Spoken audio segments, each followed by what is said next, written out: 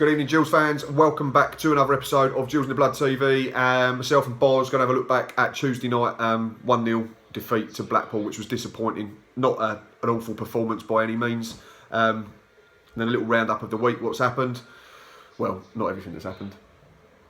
And then we look ahead to Hartlepool Saturday. The FA Cup starts this weekend in earnest. Not sure yet if we're going to be going, but if we do, obviously there will be a match day live. But back to Tuesday.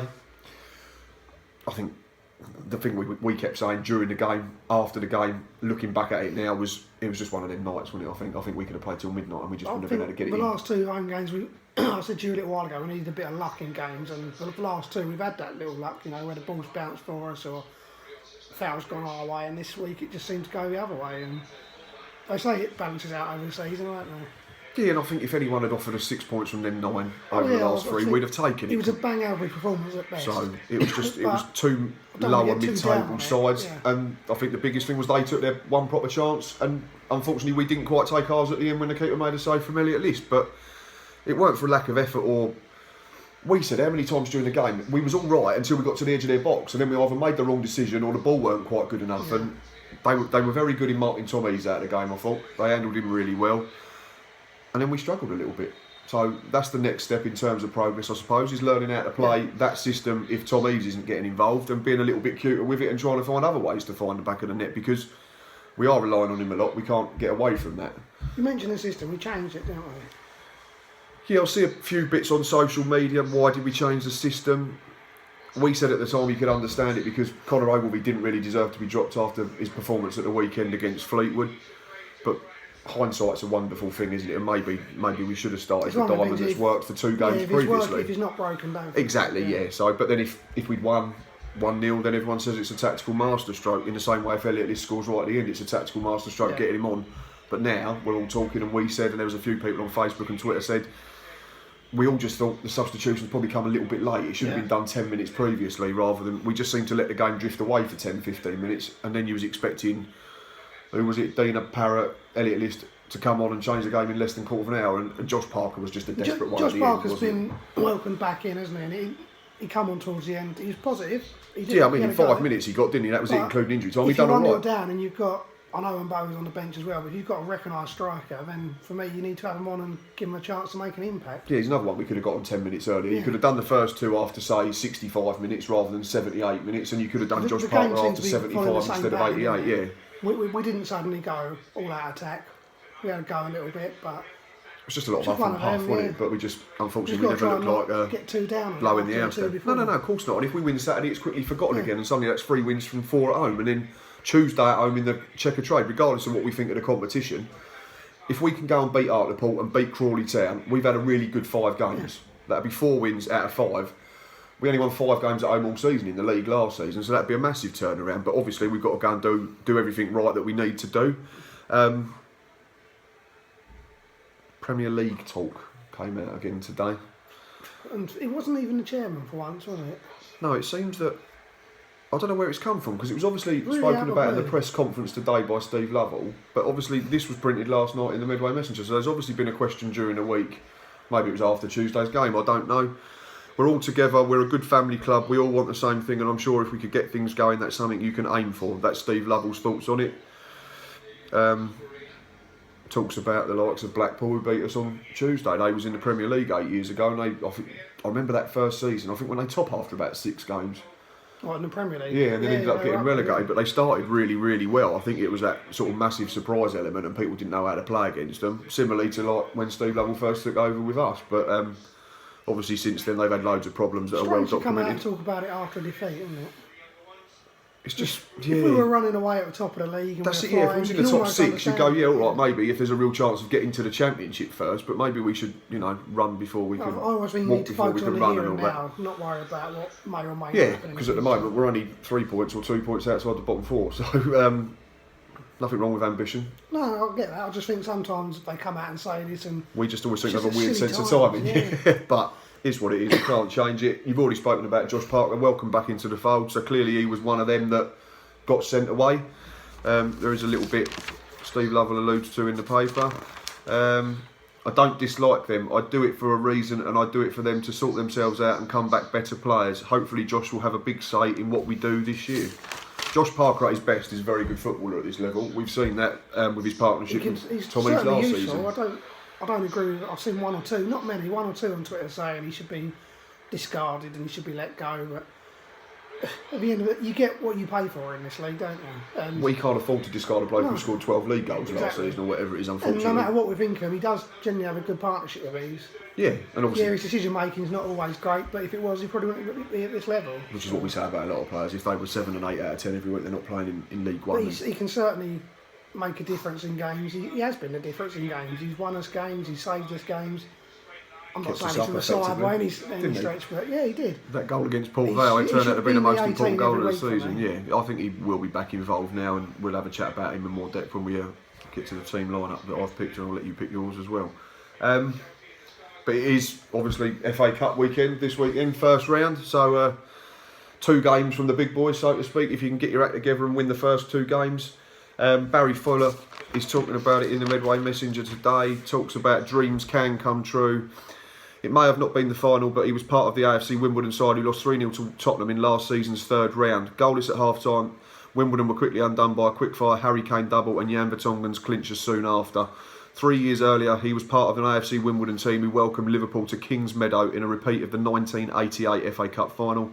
And on the night, Steven Gerrard's double sent Liverpool through to round 4, although the Dons dared to dream, when former Gills man Adebayo Akinfenwa made it 1-1 during the first half. Occasions like these are the reason Fuller still loves the FA Cup and he's desperate to help Gills go on a run this season. Be lovely, wouldn't it? Let's be honest, last 2 seasons we've been horrendous in this competition. Brackley twice. It's been for quite a while now. Folded away to Carlisle in a replay last season after bossing the first game pretty much. There's some others as well, I don't want to talk about them. The last time we had a semi-decent run, and I mean semi-decent, 3 or 4 years ago when we played Stoke at home. Was it only 3 or 4 years ago? It may be longer than that. It's got to be longer than that, surely, isn't it? That was the last time Who was our gaffer then? Oh. Was it Taylor? I don't think it was. Regardless, I think that was the last time that... The last time in any cup competition, I was Tottenham, 2 seasons ago in the League Cup. Before that it was Newcastle in the League Cup at the Priestfield. The last one that really stands out for me was Villa in 2009 under Stinson when we was really unlucky and got done by an Ashley Young dive. We should have won that game. Simeon Jackson scored a belt that day, didn't he, past Brad Friedel. And they put out a good side that day as well, haven't they? 9 of their regular 11. I think it's just Gareth Barry and one other didn't play. It might be Adwan Lahore. I think everybody else played. Do you think Big John Carew was up front in that game, wasn't he? Milner played. James Milner was really good that day. Ashley Young played. Con the referee for the winner, unfortunately. I think they had the likes of Zach Knight in that game, didn't they? I think that was the FA Cup game we named a sub-goalie and 4 youngsters that never played on the bench. As you do. Yeah. Obviously, talking of favourite memories and always like that, for me it always goes back to that Nicky Southall goal against Sheffield Wednesday all them years ago. It'll get played somewhere this weekend, you'd imagine, on some sort of social media channel or TV channel. I remember us losing to Sheffield Wednesday 4 or 5 years before that at the Priestfield. 95 we lost 2-1. Chris Waddle scored an absolute worldie. 2002 Arsenal away, drew level twice, didn't we? And then they brought on the big guns, like Omri, Pires and Lundberg. They brought on in one goal and we ended up losing 5-2. Ty Gooden scored an absolute belter in that game. I think Tony Adams scored right at the end as well, didn't he? In terms of, for you, Charlton for me. Yeah, he's always the one that stands out. That was the 3-2, wasn't it? Yeah. Bertrand Bossu had a worldie, game of his life, So he didn't have one like that before or after. But if you're going to do it in the biggest cup competition in the world, I suppose. Of course, we have lost at home to like Dover and, as you mentioned, Brackley and Burscough. Oh, that was a horrible team against Burscough. Oh. Even that 2-2 with Brackley at home a couple of seasons ago when I think Frank Newman got both, we got away with it massively, didn't we? So it's not been good for the last few years. It'd be lovely to go on a bit of a run. And that brings us on nicely to this lot who are coming to the Priestfield on Saturday.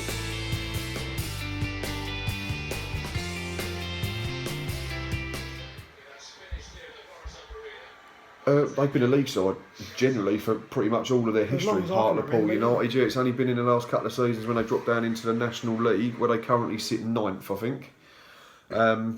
In terms of form, not that it means a lot, I don't think it's a cup game, a bit like a derby. Last 6, Gills have won 2, drawn 1, lost 3. Hartlepool have won 1, drawn 2 and lost 3. So not a lot in it. Our home form is 4 defeats and 2 wins over the last 6, and their away form is 2 wins, a draw and 3 defeats. So it points to being a close game. But again, it all depends on what the 2 gaffers decide to put out in terms of a side, doesn't it? I don't know whether we'll make loads of changes. I've picked a team that I'd go with. Chances are Steve Lovell will go with something completely different. I think he'll probably go near to full strength in all honesty, but I'd make a few changes. We need to start seeing 7 or 8 regulars. People that haven't had loads of minutes in case we do have to call on them on a consistent basis in league games. And in terms of Hartlepool, they're doing all right in National League, which is effectively now League 3, I'd like to call it, because most of the sides in there are full time, aren't they now? Yeah. So, in terms of their squad, there was one name that stood out for me, the only one that I really recognised, and that was Scott Loach, the keeper, who was England under-21 international about 12 years ago when he was at Watford, I think, and then he sort of moved around. I think he's had about 12 clubs now, moved around the lower leagues. And their top scorer is a lad called Liam Noble, who's got 7 in 19 from midfield this season. So he'll be one to keep an eye on, I suppose. Team news. Callum Wiley's still out. He's the only one, is it? I'm assuming Alex Lacey would still be out. I've not heard anything. I presume he would. I would imagine he's probably 50-50 at best. But then in terms of the team, that probably leaves us with 2 centre-halves that are going to have to play again. Which is no I said to you Tuesday, I think Jack Tucker comes in, because I think Zakwani will probably be rested. So I thought that at first, but then will he just play him Saturday and then leave him out Tuesday completely? Then he's got another week again. But possibly, yeah. I think Bradley Garmston, Billy Bingham and Josh Rees are all training this week, we've been told by Mr. Lovell. So my 11 would be 4-4-2 diamond. Thomas Hadler in goal. Oh, see, I think Holy will play Saturday, Hadler will play during the week. I think that's what it'd be. I think Steve Lovell will go. This is what I'd pick. So I've gone Hadler in goal, Fuller right back, centre backs I'd keep as Amar and Zakwani, and I'd play Bradley Garmston at left back. I'd leave Darren Oldacre in, and then I'd leave him out Tuesday. I would play Dean Parrott and Billy Bingham from the sides of the diamond, and I'd play Naveed Nasseri as the number 10, and then I would start Elliot List and Josh Parker up front.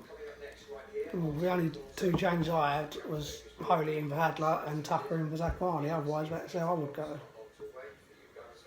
What? So my 11, you don't get 2 different? No, I think it would just be the keeper, and I think Jack Tucker comes in because obviously if Lacey's and so similar to Tuesday.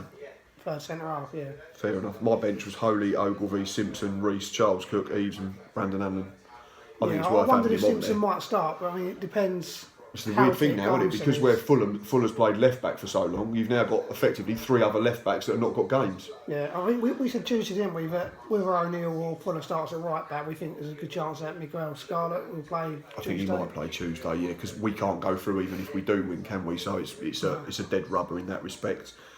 But it will be a tough game. You don't get any easy games in the FA Cup, because obviously you either get 2 evenly matched sides or you get one team that wants to come and prove a point and try and knock out a so-called bigger club, which is we're going to be the favourites heading into it because of the fact that we're 2 divisions above them. It's that time. Crystal Ball prediction. 1-0 Gills. Obviously, I've gone a bit more open than that. I've said 3-1 Gillingham. List, Oldacre and Parker. Oh, I thought List would score my goal. 1-0, List to score. I'll take either or. It'd just be nice to be in the second round, wouldn't it? And then if we can get a favourable one then, and then hopefully we might be in the FA Cup after Christmas again for once.